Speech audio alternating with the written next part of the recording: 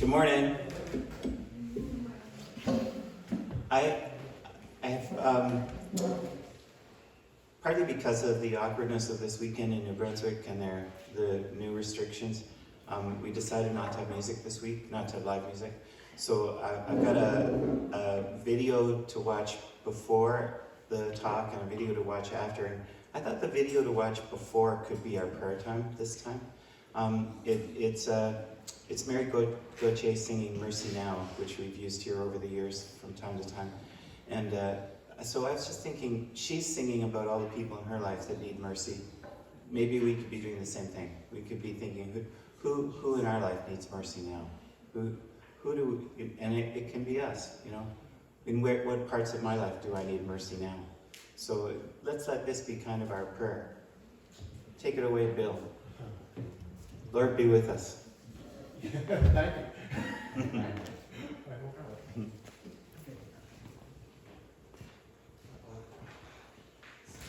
Already. Bill's trying to do sound and projector. There you go. We're kind of in desperate need of projector help. If anybody has any interest in doing that. Yeah. Projector help, sound help, children help, speaking help. we're desperate need. Let's do that. I tried to think stuff and not good. All right. I think we're It might be worth it.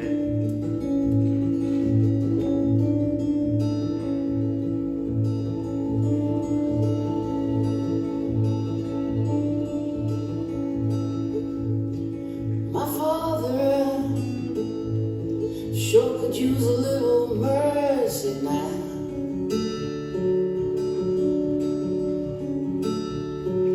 The fruits of his labor falling right slowly on the ground.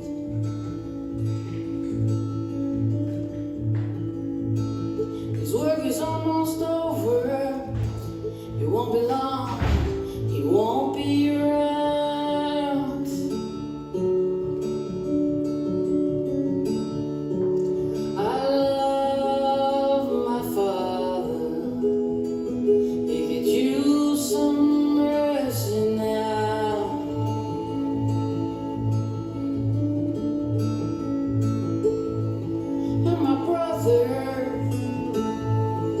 Could use a little mercy now.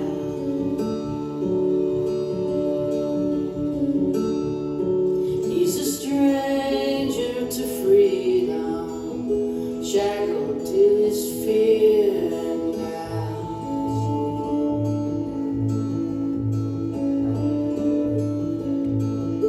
The pain that he lives in is almost more than living will.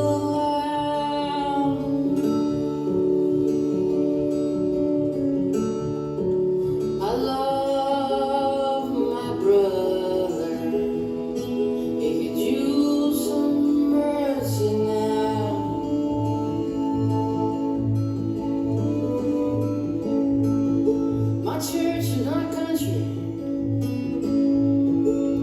could use a little mercy now. 'Cause they sink into a poison pit. It's gonna take forever to climb out.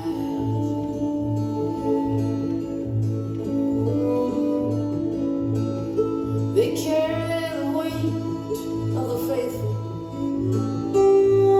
follow them down.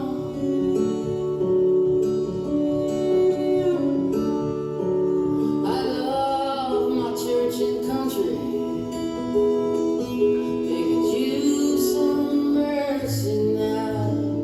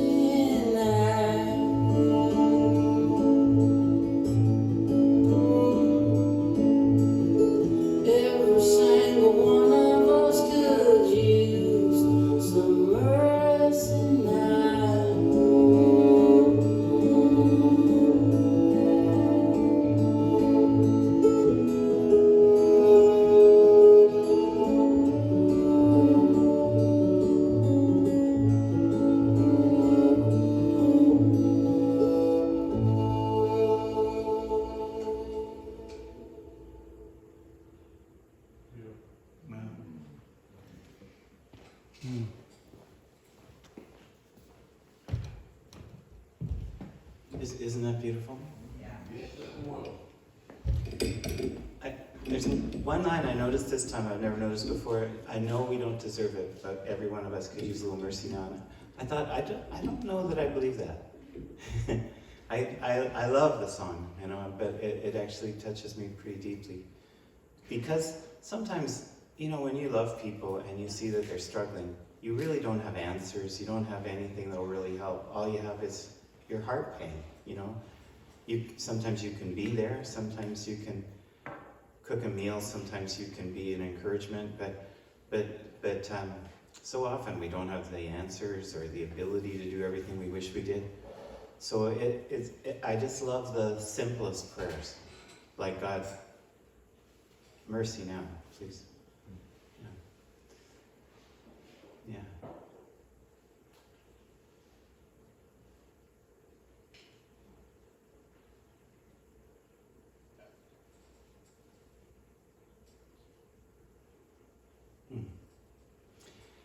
So, it's Thanksgiving weekend. We're only kind of partly doing Thanksgiving. I think a lot of families are pushing it off for a couple of weeks, so to the time when they can meet again. And that's the case for us. Mary Ellen's cousin has a farm outside of town, and we tend to go there at Thanksgiving, and it's a big family gathering, and occasionally we, you know, extended family. And I was just thinking you guys came last year, and so it's and Nancy's probably been there just about every year since the flood. Since Noah's Ark. But anyway, we had some relatives that were up from the States, and everyone was looking forward to it, but it just got called off, and so by the restrictions, and I recently, our neighbors next door are some young Sikh men, and they had me over for dinner, and had a wonderful time with them, and we've been looking for a night to have them over, and we were going to do that on Monday night, and we realized, shoot, it's before the deadline is lifted, you know, so we decided to comply, although we were a little bit close to the edge on Friday. Somebody came early. Before curfew. Well, it's a very different thing to live with a curfew. Anyway, so I have a little Thanksgiving message, but I would love it if it'd be kind of you know, back and forth. If you have anything to say, please jump in, and so it can be more of just a sharing than a little sermonette. And it's got one of the weirdest ideas in it you could ever imagine to put into a Thanksgiving service. I'd like to talk about the blasphemy of the Holy Spirit. Just, to me, it seemed like the two needed to go together for some reason this year. So,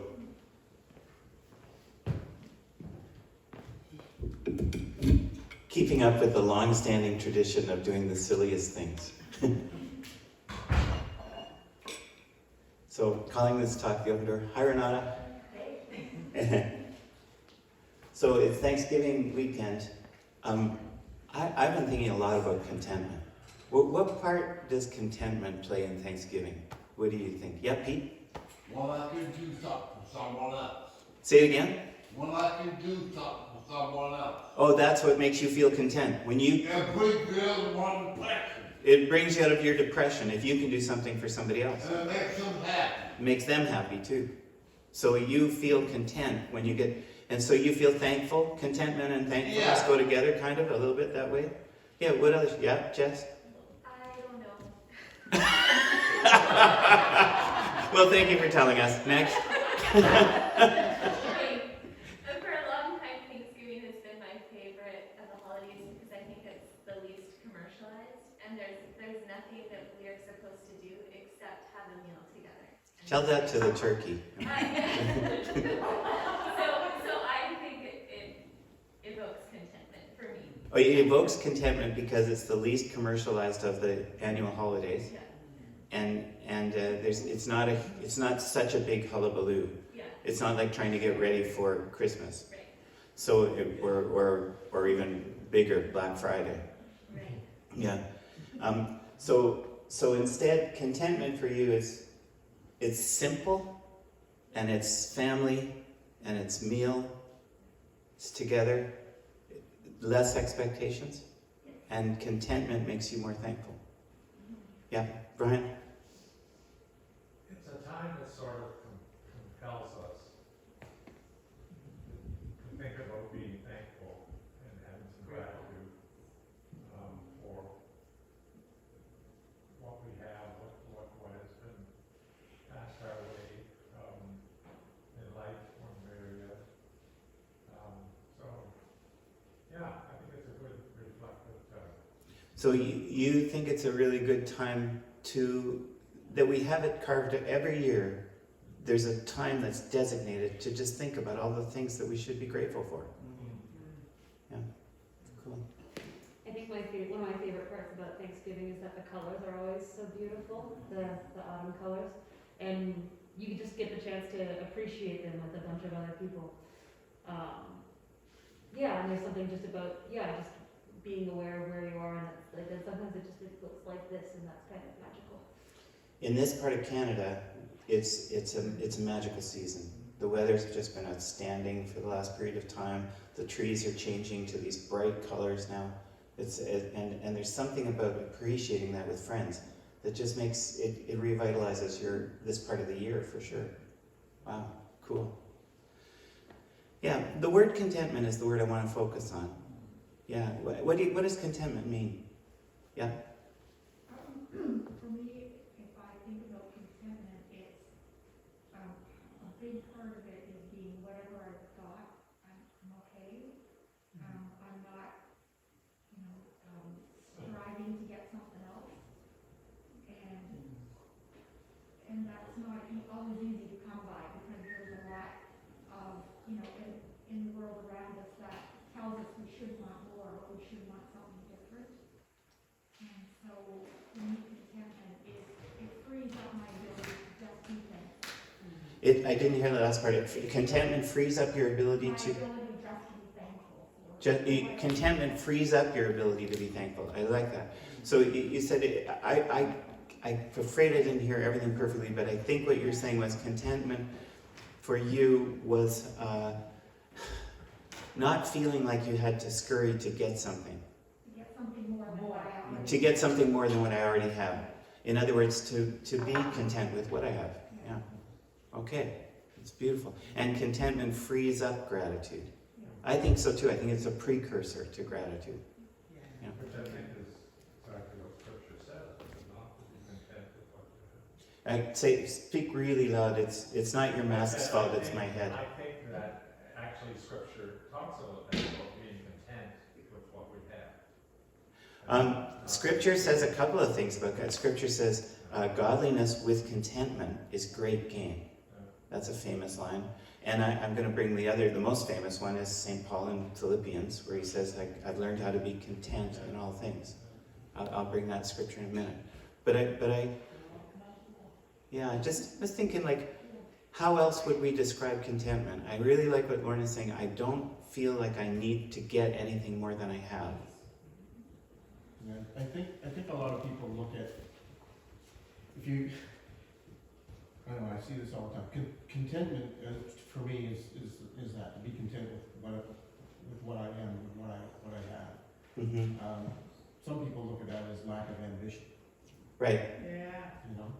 And it could be, in some cases, for me, it could be, yeah. But I mean, if you're not, my personal feeling is if you're not feeling contentment, you don't have ambition. So you won't have ambition. So I mean, to me, because you want to strive for it, but you have to be content with where you are sometimes. I'm wondering if there's a sweet spot, because I think there is a kind of contentment that's a counterfeit, and I think that contentment is sort of like distracted in life, or laziness, or lack of ambition. I think there's a side that's not good, but I think that there's a side which is brilliant, and I think out of the brilliant contentment, I think the best growth happens. In other words, the best ambition would be fueled from a base of contentment. That would be a lovely thing. If I'm basically content and I don't have to scurry to fill some need that I perceive, then maybe I'm at a place where my life energy could be more accurately channeled toward a good goal. I think I said that really well. Renata? As someone who has an apartment that has a bunch of holes where furniture should be in it, I've been thinking a lot about contentment. Because, I mean, I'm in this stage where, like, I think when I'm at my best and when I think I feel content is when I know that things will change and complete themselves over time, but I'm okay with it not being like that right now. I say, well, you know what, I've got these great couches, I'll get a coffee table later, you know, and I can just be happy that I was able to get the things that I have under the circumstances, and to know that, yeah, things will change and that I do not want to do more than just this, but that as it stands, yeah, it's okay. I mean, I think I've experienced both the good and the bad contentment with houses. Because so you're looking at your house and you're saying, yeah, this, I know I need a little furniture here, I need a little something here, I need a little mercy now. But you're saying, okay, I can be content and happy knowing that that's for the future. But I'll be happy with this table that I found right now. That's it makes it almost a delightful walk through life if you can go step by step instead of having everything just sort of given to you at your beck and call. Then you get to be happy over and over and over again. I was thinking our house, we got this big old house which was a mess. Nobody wanted the old houses when we got here. We got it for just a song, and we could only use part of the house at the time. And then we started working on it, and there were times when I just took a chainsaw at one point to a whole bunch of plaster lath because a wood stove had to go into a chimney and I thought it wasn't safe. So I made it safe by getting rid of the wall, but that wall was open for 5 years. So there's probably, inside that, there was some contentment. I was content to be very happy with an exposed wall. I'm not sure the rest of the family was that content. And we finally managed to fix it. It's such an interesting thing to have a sense of the direction that you want to go and then to be making steps along the way. And contentment can build beautifully along that. Yeah, Mark? Contentment is found in the process. You think of what? Contentment is found in the process. Contentment's found in the process. The goal that you reach your goal, that's cherry on the top. But the process is what you strive for all the time, right? I love that. You said you thought of athletes. Athletes. He thought of athletes. I've never had we've never been so masked, and I've never had so much trouble hearing people. But it's not only that. I think there's something wrong with my head. Well, we've all known. Okay, this is new.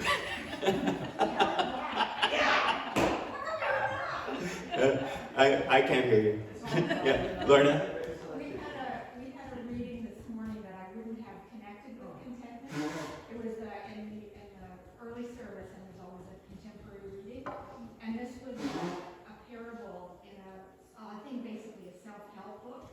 But the story was there were 4 sons, and they were at the bedside of their dying father, and their father told them that somewhere in the family fields there was a really huge treasure.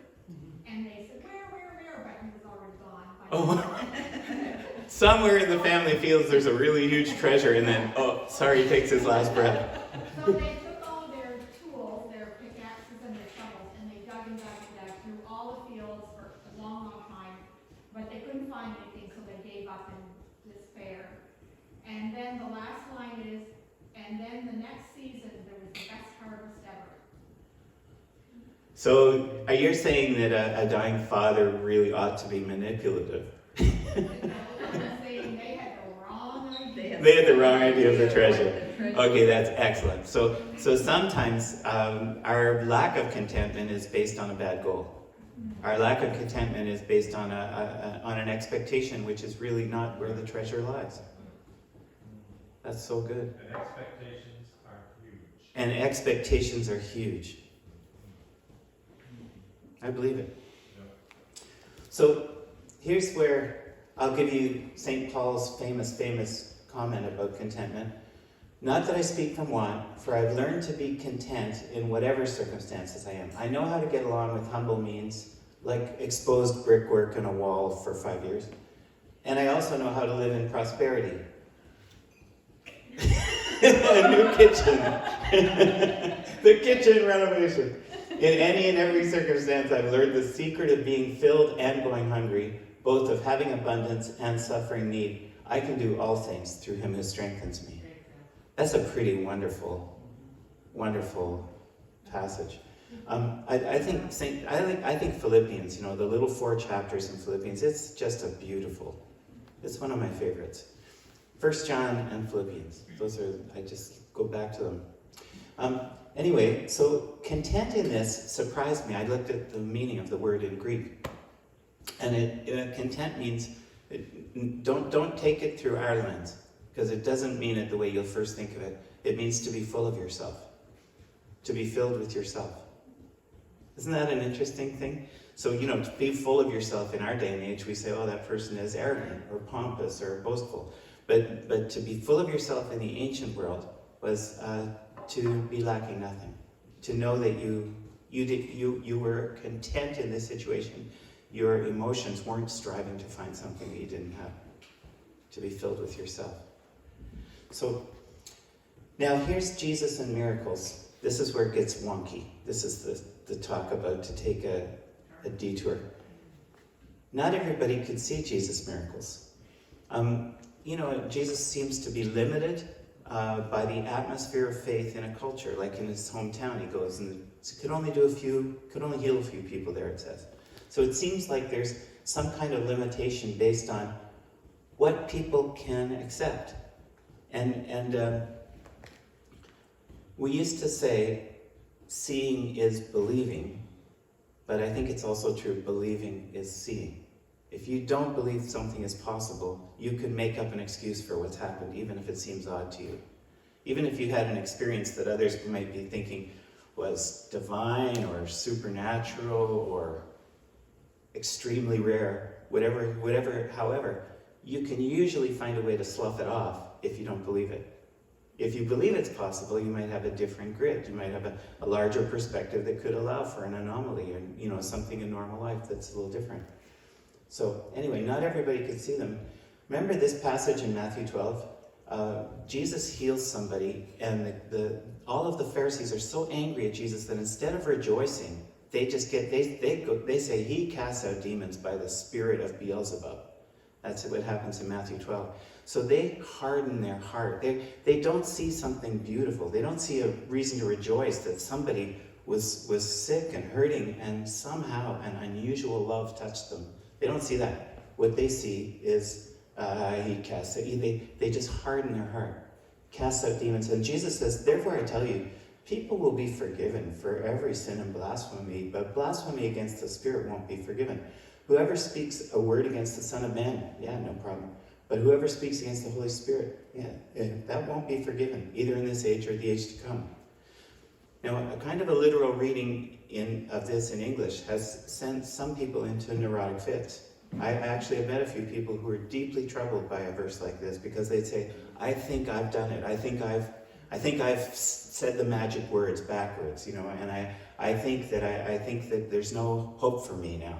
I can, I've blasphemed the Holy Spirit. I can't go to heaven, and I think that's insane. It's not what it means. I don't think. I think what it means is that you've hardened your heart so much that love can't touch you and loosen you up. Love can't get to the place where you are because you've just hardened your heart so much with your hatred that, and the word forgiven actually just means loosen. And so what it means is you can't be loosed. You can't be healed if you harden your heart against somebody else. That's what it means. I don't think it's meant to be, chish. It's just trying to teach you. This is a very important thing for you guys to understand. While you're sitting there making this terrible mistake of hardening your heart against this miracle that God's just done, and unfortunately, you are in a situation where you can't receive God's heart into your life. That's what it means. So it's really not meant to send you to an asylum. It's really just meant to teach you about life. We need to open our hearts to goodness and to compassion, and if we don't, we're in a hellish state. Does that make sense? Yeah. Okay. So Blasphemy against the Spirit, yes, strange passage. It seems to indicate that you can't appreciate what God is doing if you have a hardened heart. And in fact, you can harden your heart so much that it's difficult for love to touch you and open you up to caring. That's possible to do. So what Jesus' teaching would be not, oh, if you said the wrong thing, you're going to go to hell. Jesus' teaching would be, oh, please be aware of having such a hard heart. It's time for you to let my love soften you up too. So what if we applied this to ordinary life? You can't see a person's worth if you prejudge them. My famous example for this is early in the days of teaching at the university, there was a girl that I really didn't respect very much. I just thought she was kind of overly dramatic sometimes and a bit manipulative. You know, I had all these reasons for prejudging her. And one day she came into a room and she said something, and when she said it, I thought, oh yeah. And I just, under my breath, and I walked away. And then somebody else came up later to me that day, 2 other students actually, and said virtually exactly the same thing. And in each case I went, wow, right, a great thing to say. And that's when I realized what a hypocrite I was. You know, I realized that I completely lost the capacity to learn from her because I had, for whatever reason, I had gotten a negative assessment of her, and then I was unable to learn from her from that point on in life.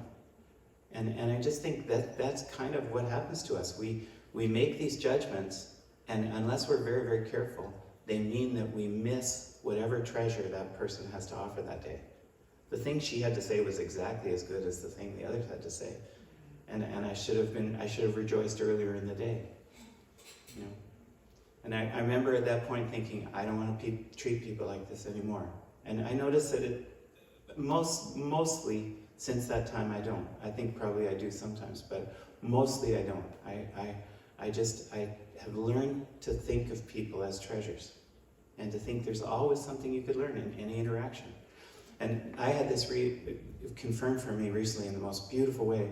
David Moore was supposed to speak today, and he was going to speak by Zoom from Santa Barbara.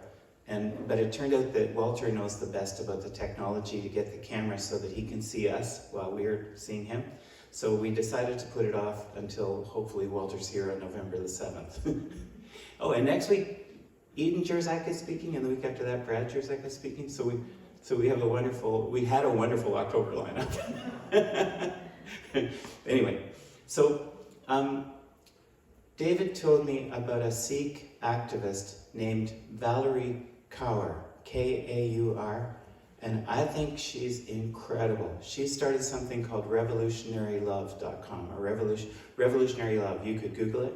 And she is the person, she became very famous in 2017. On January the 1st, on the watch night, there was a gathering of people, and she spoke and she said, maybe the darkness that we feel after Donald Trump has been elected is not the darkness of the tomb, but maybe it's the darkness of the womb. And this went viral. It just went, she said, maybe this is a stirring, a time of gestation, a time of longing for justice for everybody. And to have something happen that we see as dark will only make it happen more. And so she gave this talk, and it just, millions and millions of people saw it. And it kind of propelled her into a lot of other activism. She's been a major part of the women's marches and things like this. She and her husband are filmmakers. And she was going to be an academic, but a person that she loved as an extended family member, someone she called uncle, was the first person killed in a hate crime after 9/11. So after 9/11, people that were Muslim or Sikh, there were a tremendous number of hate crimes in America. And her Sikh uncle who lived, or a person that she would call uncle, was the first person killed in a hate crime after 9/11. And from that moment on, she decided to change her life. So she became a lawyer, and she is brilliant. And she's just working as an activist. And Valerie says, I saw her recently in an interview with Parker Palmer, who is acting as a mentor to her. And I have such a high respect for him. And the two of them are talking for an hour. And she says, these are our principles. She says, I think that the great movements of social justice that we've seen in India with Gandhi, that we've seen in America with Martin Luther King Jr., that we've seen in South Africa with Nelson Mandela, she said, I think that these great movements of activism have been missing something which the feminist lens can supply. And it's the last piece of the puzzle. The last piece of the puzzle is love yourself. She says, we haven't had that lens. Activists have been working so hard to try to bring justice into the world, but they also haven't been able to balance it with love yourself. And the feminist piece of the picture would be very shallow if that's all you had. I want to be content all the time with who I am. If that would be very shallow. But as a part of a holistic approach to life, it's incredible. So she said, we have these 3 principles. Principle 1 is see no stranger. Principle 2 is love your enemy. And principle 3 is love yourself.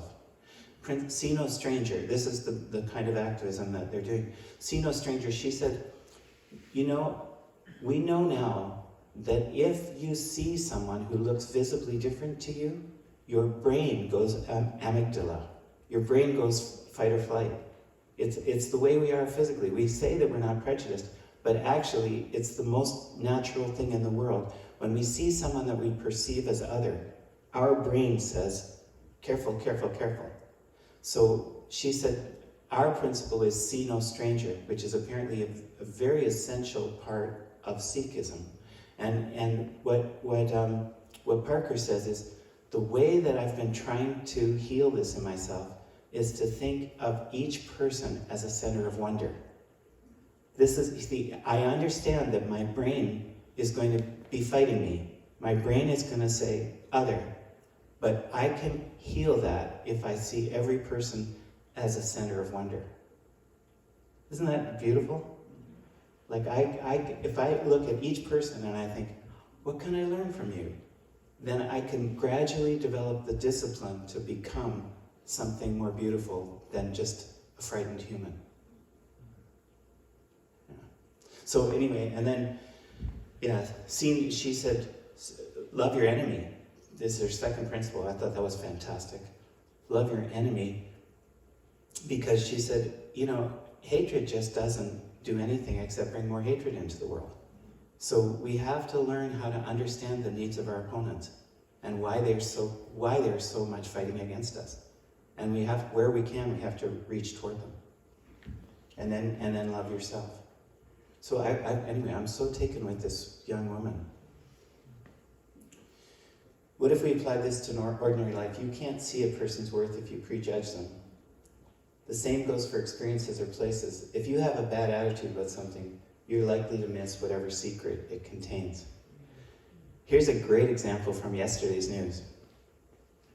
Edward VIII has some letters that have come up for auction, and they're letters that he wrote to his mistress before Wallace Simpson. Remember, he's going to give up the throne. This is the person who will give up the throne to marry the American Wallace Simpson. But before that, he was passionately in love with a married woman in Britain. And the husband sort of turned his eyes away because he was the king. And this man had a 5-year affair with another woman. And he wrote to her these letters. Here's one thing he said: "Sweetie, I am so sick of my bloody job." A moaning love letter sent by him. He was always telling her how much he hated to go around the world to do this or to do that because he had to be away from her. Sweetie, he really fawned over her in a kind of an unfortunate way, it looks. But here's something he did that was much worse. He wrote a letter about hating to come to Canada. What the? He says he has to go to Prince Edward Island. It's Pipsqueak province. And he says that his trip is hell. And he said that he had to have dinner with the Prime Minister, Robert Borden, and the guy was as dull as sticks. Well, that's probably true. Okay, we take that part. But, he's on a hunting trip in Saskatchewan, and he's writing, he's duck hunting in Saskatchewan. He's writing about, I hate my job. I think this is an example of a lack of contentment.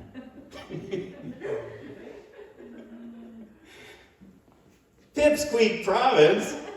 It took me no time to find 2 beautiful pictures about PEI. Man. I think this is a blasphemy against life.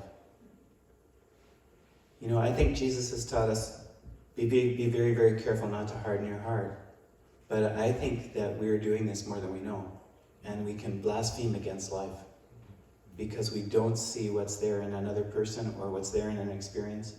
By refusing contentment, I think that we sometimes are destroying our life, not seeing all the beauty that's there. Not seeing what's there, missing out without knowing that you are. A sad condition of the heart. So what would be the opposite? I think it is a perspective of wonder. Wherever you are, whoever you're talking with, there's something to be learned and appreciated. You know, think about it, the interruptions that come in your day. Are they to be hated and pushed away, or is there something amazing that could happen here? Probably it's a little both. I think the precursor to wonder is contentment.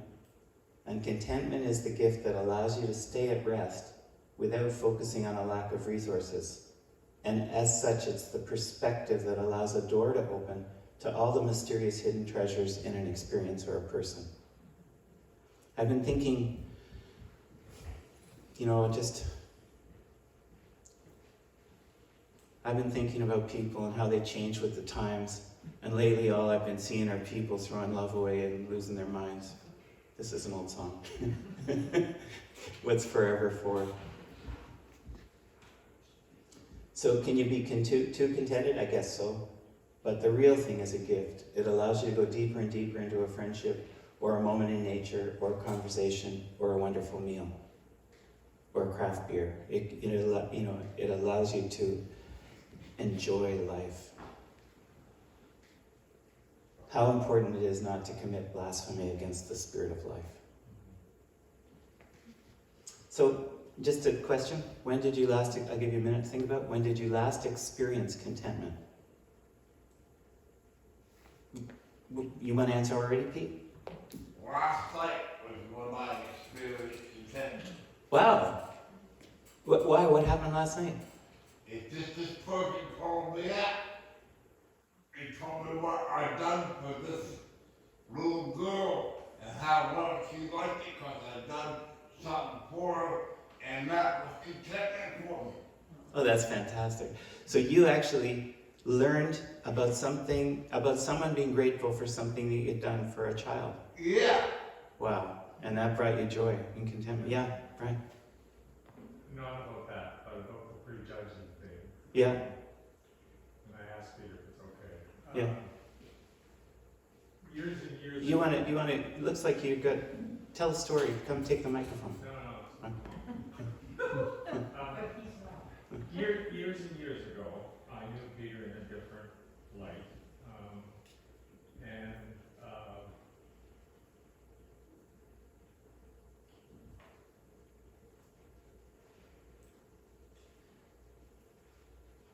The job that I had then, anyway, I judged Peter harshly. Wow. And probably didn't treat him very well. Wow.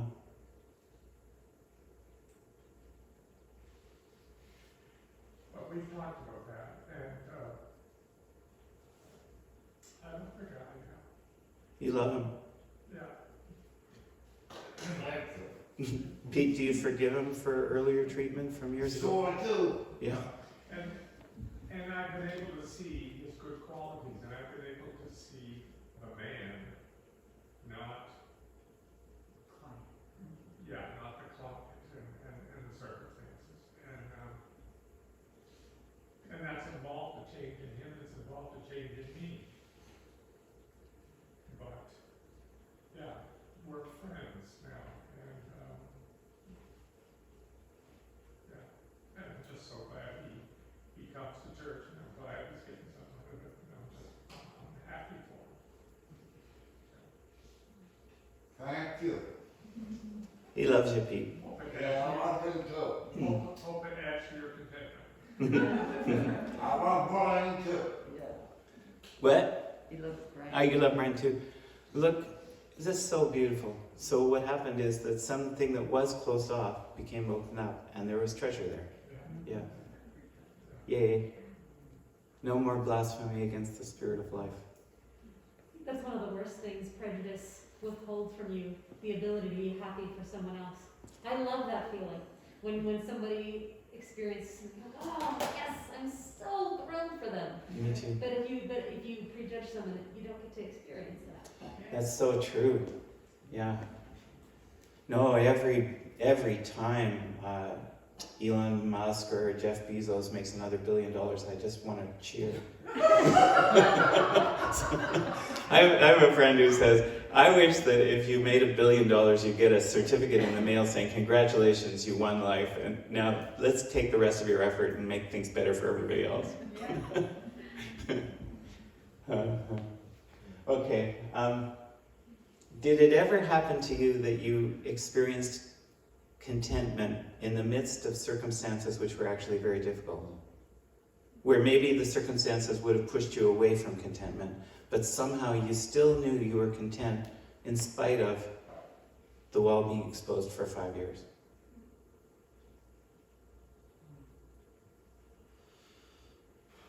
I think when I'm at my worst, something that will bring me back to contentment is the hymn. I don't know if the hymn's called It Is Well, but that's the refrain. It is well with my soul. Yeah. Yeah. And I think when I first heard it, I said to my mom, I'm like, that's such a terrible song. You know, saying something's okay when it's not. And I think that is one of the dark sides of contentment too, saying, oh, it's fine, when you're like... Oh, yeah, when you're pretending not. something, okay, a fake contentment. But that's not, but actually the real heart of it is finding that wellspring of, you know, at the end of the day, it is well with my soul. At the end of the day, it is well. And that's what kind of gets me through sometimes, like going back to that foundation when times are tough. And there's a fascinating history to that hymn. So it's worth reading about it. So just Google it someday, and there's a lot to say. Yeah.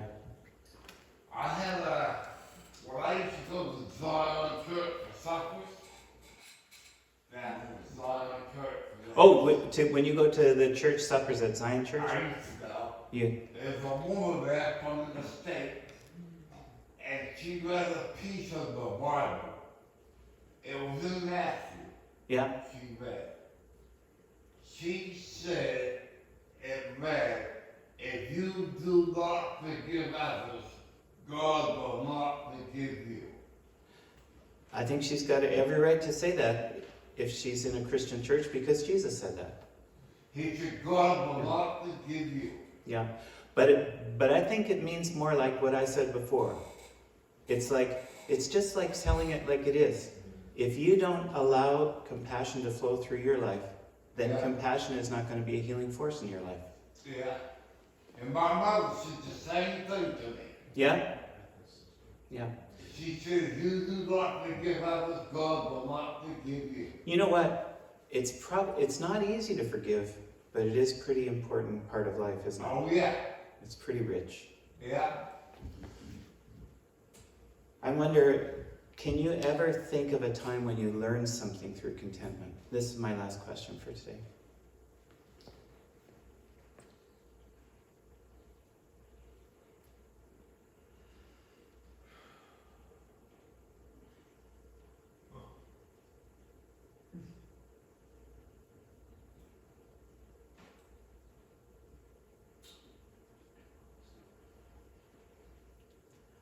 I feel like I have. I feel like I've thought about contentment more this year than I have in other years, and I feel like time after time I'm blown away by excitement at what is. Time after time I'm so happy I can't stand it. I had 3 weeks or so when I couldn't walk very much because of the torn calf muscle from over dancing at Willpower downtown in the beer garden. Man, I missed the river. I really did. I did have some real moments of contentment when I couldn't walk, but Mary Ellen and I walk every day, just about, and I love to walk, and I love being beside our river, and I know all the birds by name. They know me, and I I find that I am rejoicing at the colors along the walk. I'm rejoicing at the vistas. I'm rejoicing. Sometimes I can hardly contain it. The joy is so great. And I've thought, this was all here before, but I didn't see it. You know, and in my relationships, I've been having incredible joy sometimes, but it's all through the precursor to wonder, which is contentment. It's like choosing contentment allowed the door to open to see the treasures within. That's what's been happening for me at this stage of life. Yeah, Jason. I'm curious about the history of the hymn Renata spoke of, which is "In Peace Like a River," and now you're speaking of being on the river. I'm wondering, it seems this lovely parallelism going on here. So, I think it's Horatio Alger who wrote the hymn, and he was a missionary, and his family was lost at sea. And they were coming to I think they were either coming to meet him. Do you guys remember? This is the kind of thing that people would. When sorrows like sea billows roll. Pardon? When sorrows. When sorrows and sea billows roll. Yeah, it's about he lost his family. And then he wrote this hymn, it is well with my soul. But there's some really interesting things that happen in his life in the next 10 years, and I can't quite remember. I think at one part so it's almost as though he responded to the most horrific trial anybody could imagine with incredible praise. But then after a few years, he sunk into such a serious depression that he had to be hospitalized, I think. So it was almost as though his triumphant response was too much. And then I think he maybe healed, but I don't remember the whole rest of the story. But that's why I was saying it might be a good thing to Google it, because there's a real fascinating, that I guess we don't want to pretend to be content when it, or fake it, But on the other hand, if we can cultivate it, that would be the beautiful thing. Yeah. All right. We've got one more piece of music to close the day, and it's not a normal piece of music for church, but it's just Ed Sheeran and Andrea Bocelli singing "Perfect," because I thought this song, the more I thought of it, I thought this is just somebody who is seeing the treasure in somebody else because they've chosen contentment.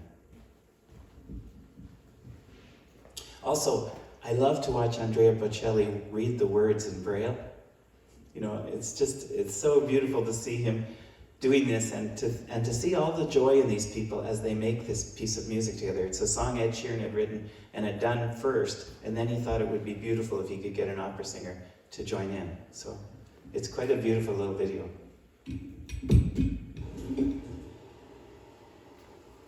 Where's my mask?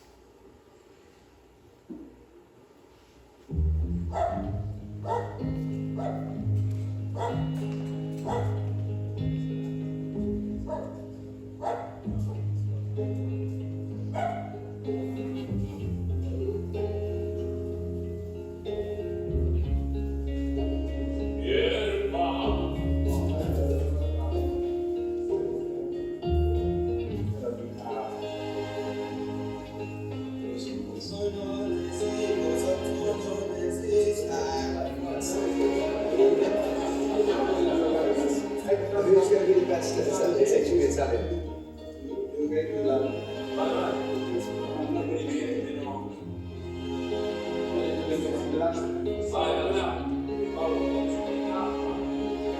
Hi guys, ready?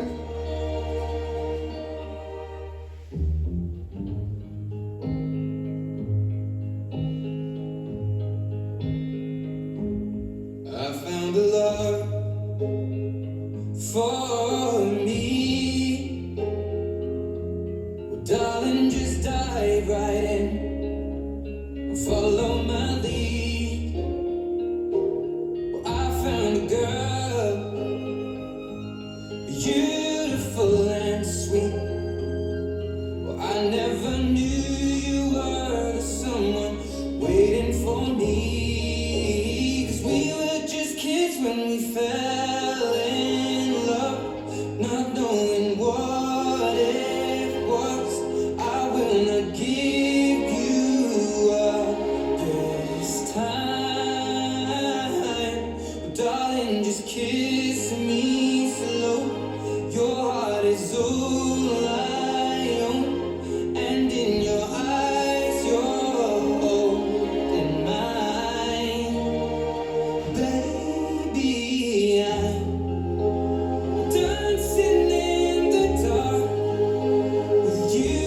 between my arms, barefoot on the grass, listening to our favorite song. When you said you looked a mess, I whispered underneath my breath that you heard it. Darling, you look perfect tonight.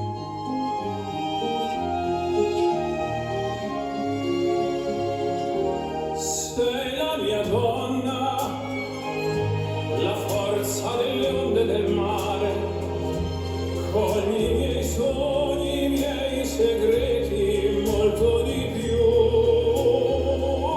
Spero che un giorno l'amore che ci ha accompagnato diventi casa, la mia famiglia diventi noi. E siamo sempre bambini, ma nulla è impossibile. Stavolta non ti lascerò. Mi baci piano ed io torno ad esistere, e nel tuo sguardo crederò.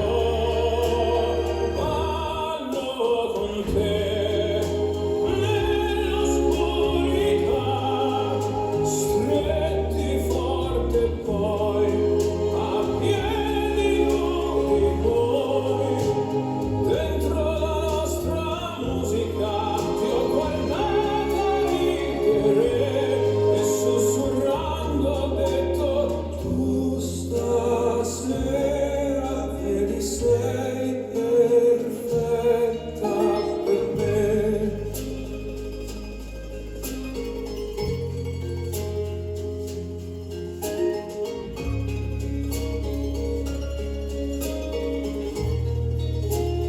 Vado con te nell'oscurità, stretti forte poi a piedi nudi noi.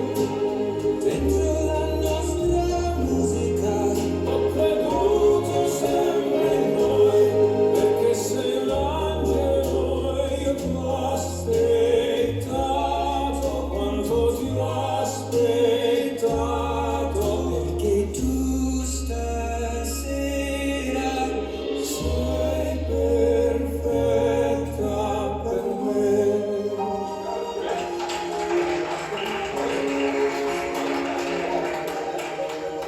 Thank you so much, man. It's exactly what I wanted, exactly how I pictured it as well. Really cool.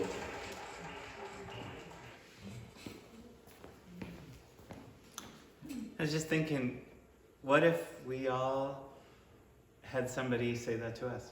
You know, like I whispered underneath my breath, you know, and then you heard it. Darling, you look perfect. You know, it's like, what if, and I think this is how God sees us. That's kind of why I thought the Mary Gauthier line wasn't perfect when it said, I know we don't deserve it, but we need a little mercy now. Because I think, how do you love your children? How do you love your friends? You know, we do sometimes hurt each other, but wouldn't it be amazing if people were content when they looked at us? And then that would be the opening door to see what's really there inside of us. So I hope we develop these eyes. Goodbye.